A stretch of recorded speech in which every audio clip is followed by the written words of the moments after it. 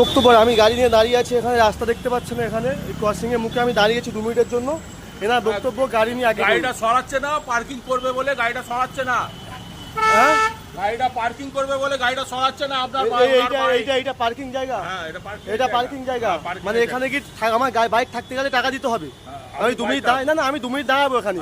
আমার কি করতে হবে? না আমি বলুন তা কি বলুন?